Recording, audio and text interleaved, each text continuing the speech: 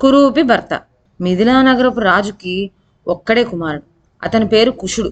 అతను సకల శాస్త్ర పారంగతుడు, సకల సద్గుణ సమన్వితుడు. పరిసర దేశాల్లో అతనికి అపారమైన కీర్తి ఉండేది. ఆ దేశాల రాజకుమారులు అతనికి ప్రాణ స్నేహితుల్లాగా ఉండేవారు. ఇన్ని ఉండి కూడా కుషుడికి చక్కదనం లేదు. అతను కురూపి అన్న బాధ మరెవ్వరికీ ఉండేది కాదు. కానీ అతను మాత్రం ఆ విషయం మర్చిపోలేకపోయేవాడు. ఈ కారణం చేతనే అతను యుక్త వయసు వచ్చి కూడా వివాహం మాట తలపెట్టలేదు. పెళ్లాడి వంశం నిలబెట్టమని వృద్ధరాజు కుషుణ్ణి ఎన్నోసార్లు హెచ్చరించాడు. కాని ప్రతిసారి కుషుడు నా వంటి కురూపిని ఏ రాజకన్య వరిస్తుంది అని అయిష్టంగా తండ్రికి సమాధానం చెప్తూ ఉండేవాడు. నీ పరిచయం అయినాక ఏ రాజకన్య నిన్ను ప్రేమించదు అని తండ్రి ఎదురు ప్రశ్న వేసేవాడు. తండ్రి ఒత్తిడి నుండి బయటపడటానికి కుషుడు ఒక యుక్తి చేశాడు. అతను స్వయంగా బంగారంతో ఒక అతిరూప సుందరి ప్రతిమ తయారు చేసి అలాంటి కన్య దొరికితే తప్పక వివాహం ఆడతానన్నాడు. అటువంటి కన్య ఎక్కడా ఉండదని కుషుడి విశ్వాసం. కానీ మూడు మూర్తుల అలాంటిదే ముగ్ధరాజు పెద్ద కూతురు ప్రభావతి. కుషుడు తయారు చేసిన ప్రతిమ లాంటి కన్యల కోసం వెతుకుతూ నానా దేశాలు తిరిగి మగధకు వచ్చిన మిథిలారాజు దూతలు ఈ విషయం కనిపెట్టారు. మగధరాజుకు ఒక్కరు కాదు 8 మంది కుమార్తెలున్నారు. మిథిల యువరాజు కుషుడు పేరు ప్రఖ్యాతులు అదివరకే విని ఉండటం చేత మగధరాజు సంతోషంగా వివాహానికి ఒప్పుకున్నాడు. తనను చూడకుండానే తనలాంటి ప్రతిమను తయారు చేసిన కుషుణ్ణి పెళ్లాడటానికి ప్రభావతి కూడా ఉవ్విళ్ళూరింది. కుషుడు మాత్రం కుంగిపోయాడు. అంత రూపవతిని తనకిచ్చి పెళ్లి చేయవద్దని అతడు తండ్రిని బతిమలాడాడు. కానీ వృద్ధరాజు వినిపించుకోలేదు. ఒక్క ఏడాది నీ భారీగా ఉన్న మీదట ఆ ప్రభావతి నీకంటే అందగాడు ప్రపంచంలోనే లేడు అనుకుంటుంది. నా మాట నమ్ము అన్నాడు ఆయన. అందుకు కుషుడు ఈ ఏడాదిలోగా అని ప్రశ్నించాడు. వృద్ధరాజు ఒక ఉపాయం ఆలోచించాడు. చూడు, పూర్వం మన వంశంలో ఒక పురాతన సాంప్రదాయం ఉండేది.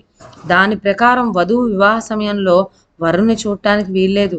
ఇప్పుడు ఆ ప్రకారమే నీ వివాహం జరిపిస్తాను అన్నాడు రాజు. వివాహ అనంతరం అన్నాడు కుషుడు.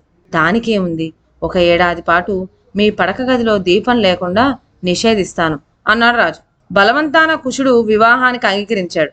అతనికి ప్రభావతికి పురాతన సాంప్రదాయ అనుసారం వివాహం జరిగింది. ప్రతి రాత్రి కుషుడు చీకట్లో తన భార్య వద్దకు వచ్చేవాడు. ఆమెకు చిత్ర విచిత్రమైన గాథలు చెప్పేవాడు. చక్కని పాటలు పాడి వినిపించేవాడు. తన భర్త యొక్క మంచితనానికి తెలివితేటలకు ప్రభావతి మురిసిపోయింది. కానీ 12 మాసాల పాటు అతని ముఖం చూసి ఆనందించే అదృష్టం తనకు లేదని విచారించేది. ఈ విచారం నానాటికి తీవ్రమై సాగింది. తన భర్త ముఖం చూడకుండా ఇంకొక గడియ కూడా ఉండలేను అనిపించింది. ప్రభావతి తన దాసీని పిలిచి ఎలాగైనా తనకు తన భర్తను చూపించినట్లయితే కోరిన బహుమానం ఇస్తానని ఆశ పెట్టింది. దీనికి ఆశపడి దాసీది ఒకనాడు కుషుడు వీధిలో ఊరేగుతూ ఉండగా ఒక కిటికీ చాటు నుంచి ప్రభావతికి చూపింది. కుషుణ్ణి చూడగానే ప్రభావతికి తల తిరిగిపోయినట్లయింది. తన భర్త అంత అందవిహీనుడా? అబద్ధం. కానీ ఆ రాజు లాంఛనాలతో ఊరేగే అధికారం తన భర్తకు కాక ఇంకెవరుకున్నది? అతను కురూపి కనుకనే పెళ్లిలో అతని ముఖం తాను చూడకుండా చేశారు. అందుకనే తన సైన్య మందిరంలో దీపం లేకుండా చేశారు.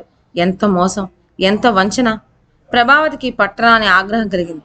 ఆమె తన వస్త్రాభరణాలు సర్దుకొని పుట్టింటికి వెళ్ళటానికి సిద్ధమైంది. ఈ వార్త కుషుడికి తెలిసింది. అతను విచారంగా ఆమె ఇష్టం వచ్చినట్లు చేయనివ్వండి అన్నాడు.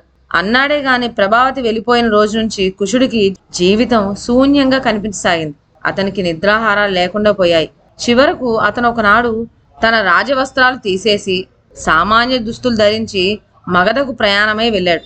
ప్రభావతి మనసులో కలిగిన గాయాన్ని ఏ విధంగానైనా మాన్పి తనపై ఆమెకు కనికరం కలిగేలాగా చేయాలని అతని ఉద్దేశం. మగధ చేరిన కుషుడు రాత్రివేళ రాజభవనం పరిసరాలకు వెళ్లి వేణువుపై కరుణపూరితంగా వాయించాడు. ప్రభావతి ఆ వేణునాదం విని అది తన భర్తదేనని గుర్తించింది. ఒకప్పుడు వేణునాదం విని తన్మయత్వం చెందిన ప్రభావతి ఇప్పుడు అది చెవిన పడగానే మండిపడింది. తనకు ద్రోహం చేసినదే చాలక తన్ను వెంబడించి అతను ఇక్కడికి కూడా వచ్చాడని ఆమెకు ఆగ్రహం కలిగింది. కుషుడు తన భార్యకు మరొక విధంగా సందేహం పంపటానికి ఆలోచన చేశాడు. అతను ఒక కుమ్మరి వద్దకు పోయి, తాత, నీవు తయారు చేసే కుండలకు చక్కగా రంగులు వేస్తాను. వాటిని తీసుకుపోయి రాజభవనంలో ఇవ్వగలవా అని అడిగాడు. అది నీ పనితనాన్ని బట్టి ఉంటుంది నాయనా అన్నాడు కుమ్మరి. కుషుడు పనితనం కొద్దిపాటిదే కాదు. అతను రంగులు బొమ్మలు వేసిన కుండలను చూసి రాజుగారు గొప్పగా మెచ్చుకొని వాటిని కొని తన కుమార్తెలకు బహుకరించాడు. మిగిలిన రాజకుమార్తెలందరూ వాటిని చూసి ఆనందించారు. కానీ ప్రభావతి మటుకు కుండపై తన చిత్తరువు చూడగానే అది తన భర్త చేసిన పనే అని తెలిసి మరింత ఆగ్రహం చెంది కుండను పగలగొట్టి పారివేసింది. ఈసారి కుశుడు తన భార్యకు మరింత దగ్గరికి వెళ్లే ఉపాయం ఆలోచించాడు. రాజుగారి వంటవాన్ని పట్టుకొని, బాబు, నేను కొత్త కొత్త వంటకాలు చేసి రాజుగారిని మెప్పించగలను. నా వంట రుచి చూస్తే నీకు కీర్తి, బహుమానం కూడా వస్తుంది. నాకేమీ జీతం అవసరం లేదు. నన్ను నీ కింద పని చేయనివ్వు అని అడిగాడు. వంటవాడు సమ్మతించాడు. మర్నాడు భోజనాల దగ్గర రాజు కొత్త వంటకాలను చూసి పరమానందం చెందాడు. వాటిని అంతఃపురంలోని తన కుమార్తెల వద్దకు వెంటనే పంపమని ఉత్తర్వు చేశాడు. కుశుడే స్వయంగా బంగారు పల్లెంలో భోజనం తీసుకొని ప్రభావతి వద్దకు వెళ్ళాడు. ప్రభావతి తన భర్తను గుర్తించింది. తన కొరకు అతను ఇన్ని పాటలు పడుతున్నాడే అన్న కనికరం కూడా ఆమెకు కలగలేదు. నీ చేతి భోజనం నాకు అవసరం లేదు, మరెవరి చేతనైనా పంపించు అన్నదామె ఎంతో నిర్దయగా. తన భార్య హృదయం పాషాణమైపోయిందని, దాన్ని ద్రవింపజేసే శక్తి తనకు లేదని కుశుడు నిర్ధారణ చేసుకున్నాడు. అతను మగధను విడిచి ఏ కాశీకైనా వెళ్ళి సన్యాసం స్వీకరించుకోవడానికి నిశ్చయించుకున్నాడు. కానీ ఈ నిశ్చయానికి వచ్చిన క్షణంలోనే ఒక దుర్వార్త రాజనగరంలో కారు చిచ్చులా పాకింది. ఎవరో 7 రాజులు మగధపై దండెత్తి వస్తున్నారట.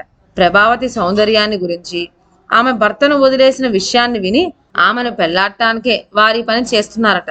ఈ వార్త విని మగధరాజు తల్లడిల్లిపోయాడు. తను ఒక సైన్యతో 7 సైన్యాలను ఎట్లా ఎదుర్కోవటం?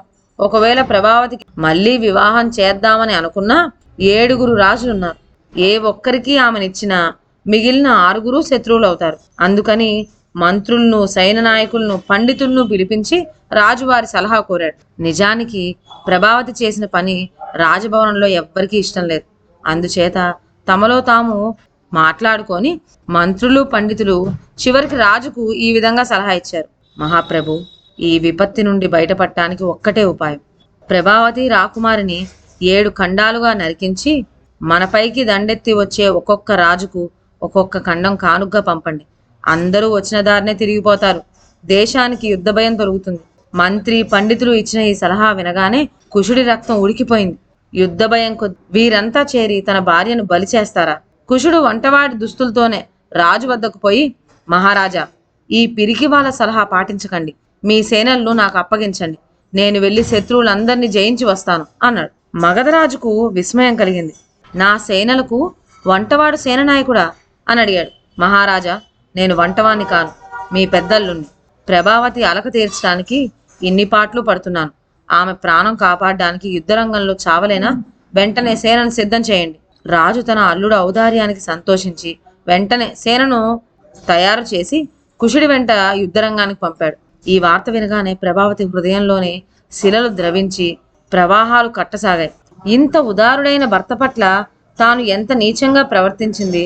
తన కొరకు అటువంటి భర్త యుద్ధరంగంలో ప్రాణాలు కోల్పోతే తాను చేసిన ద్రోహానికి పశ్చాత్తాపం ఎవరికి చెప్పుకోవాలి? ప్రభావతి కంటికి మంటిగా ఏకధారంగా కన్నీరు కార్చసాగింది. అయితే కుశుడికి యుద్ధరంగంలో ఎటువంటి ప్రమాదము జరగలేదు.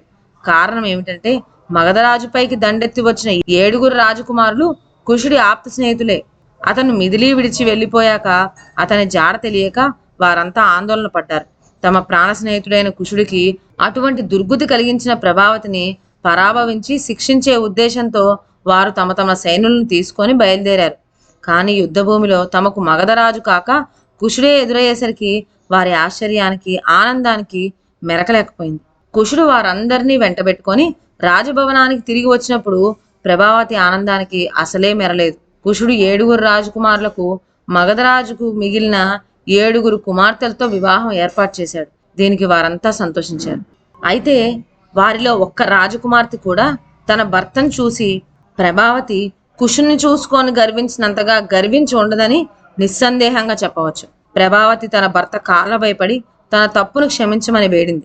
కుశుడు తన కళ్ళకు ఎందుకు కురూపిగా కనిపించాడో ఆమెకు అర్థం కాలేదు. ఇప్పుడు అతని ముఖం చూస్తుంటే అంత అందగాడు ప్రపంచంలోనే లేడని ప్రభావతి కనిపించింది. ఇదండి ఇవాళ కథ. మరొక మంచి కథతో నెక్స్ట్ వీడియోలో కలుద్దాం. అంతవరకు సెలవు. నా ఛానల్లోని కథలు మీకు నచ్చినట్లయితే నా ఛానల్ను లైక్ చేసి సబ్స్క్రైబ్ చేయండి. షేర్ చేయడం మర్చిపోవద్దు. కొత్త కథల నోటిఫికేషన్ కోసం బెల్ ఐకాన్ ప్రెస్ చేయండి. Thank you.